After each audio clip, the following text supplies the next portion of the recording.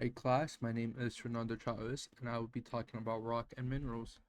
So, for our first example and question is what is the difference between a rock and a mineral? So on our right side we see is a rock and on the left side we have a mineral.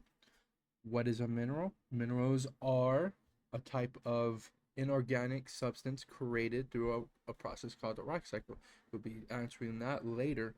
But for now, what we know the difference between a rock and a mineral is rocks can sooner or later be transformed into minerals through that same process that we talked about.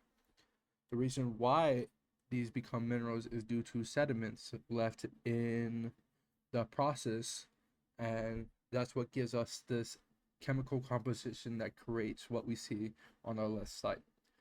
On our left side is agate, which is a type of quartz, and what we use with quartz is we use it primarily for glass making, jewelry at times, and other sorts.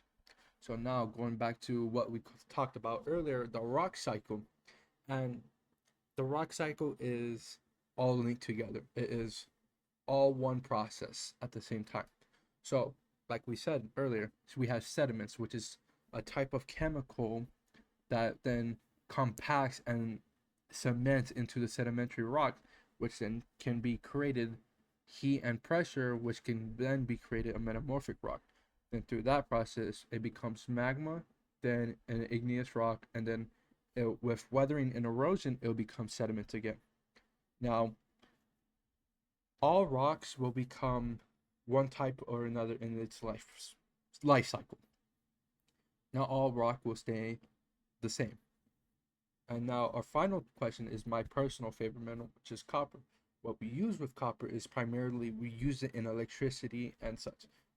The reason why we use it is such it has a high conducting value when it comes in contact with anything electric.